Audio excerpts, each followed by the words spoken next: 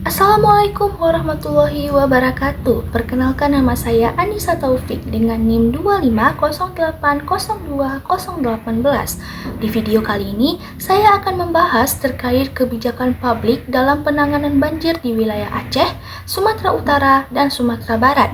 Topik yang mencakup dalam presentasi hari ini ada akar permasalahan, formulasi kebijakan yang dibuat, dan implementasi kebijakan.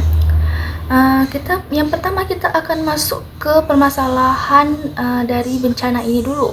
Ada beberapa akar permasalahannya yang terjadi di bencana ini.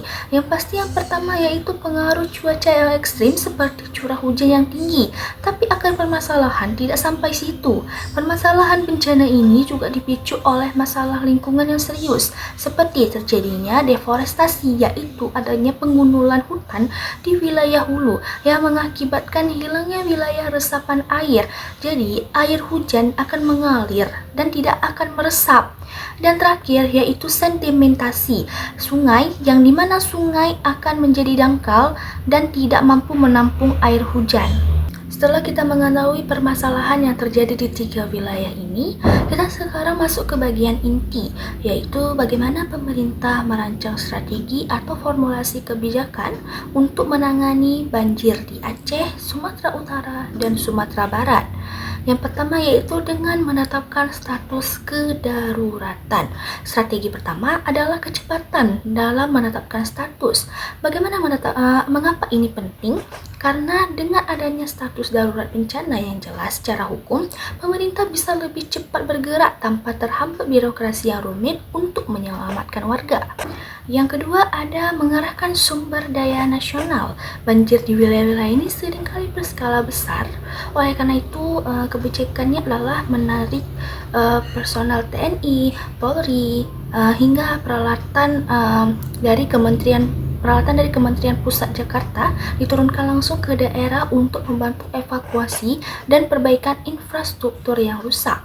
Yang ketiga ada dengan memberikan bantuan keuangan daerah. Strategi ketiga berfokus pada anggaran. Pemerintah merumuskan skema bantuan dana siap pakai. Jadi daerah tidak perlu lagi bingung soal biaya. Ada biaya darurat yang bisa langsung dicairkan untuk kebutuhan logistik pengungsi, obat-obatan, dan perbaikan fasilitas publik yang mendesak. Yang terakhir ada kolaborasi pentahelix, yang dimana yang ini paling modern karena bencana ini tidak mungkin dilakukan oleh pemerintah sendirian. Kebijakan ini merangkul 5 elemen seperti pemerintah, akademisi, komunitas, pelaku usaha, dan media massa. Kemudian semuanya bekerja sama dalam satu sistem untuk memastikan penanganan banjir tepat sasaran dan berkelanjutan. Nah, untuk membuktikan bagaimana kebijakan diimplementasikan secara nyata, di lapangan kita bisa melihat beberapa aksi konkret yang telah dilakukan oleh pemerintah. Yang pertama yaitu membangun 15.000 rumah huntara atau hunian sementara.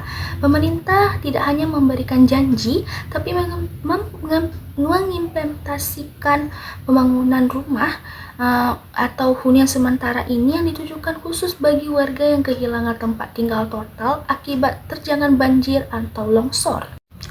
Yang kedua yaitu ada relokasi atau pemindahan tempat total dari zona merah. Salah satu langkah paling berani dalam implementasi kebijakan ini adalah memindahkan warga secara total yang dari pinggiran sungai atau yang di pinggir tebing yang termasuk kategori zona merah ke lahan yang baru yang lebih aman. Yaitu ini adalah termasuk salah satu solusi jangka panjang agar bencana serupa tidak memakan korban di masa depan. Yang ketiga yaitu pemasangan jembatan Bailey. Untuk memulihkan konektivitas dan yang putus, pemerintah melakukan pemasangan jembatan besi atau jembatan Bailey.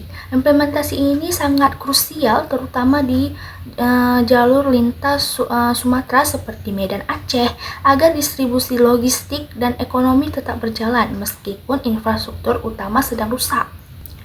Yang terakhir yaitu bantuan dana tunai bagi warga yang rumahnya mengalami rusak berat namun masih bisa diperbaiki. Pemerintah menyalurkan bantuan dana tunai sehingga 60 juta. Implementasi ini sangat membantu masyarakat untuk segera pulih secara ekonomi pasca bencana. Kesimpulannya adalah masalah banjir ini memang berat karena adanya hutan gundul, sungai yang dangkal, ditambah cuaca yang ekstrim.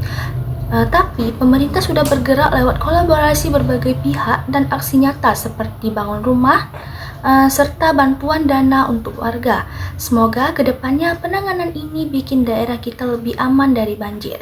Sekian dari saya Anissa Taufik pamit undur diri. Saya akhiri. Wassalamualaikum warahmatullahi wabarakatuh.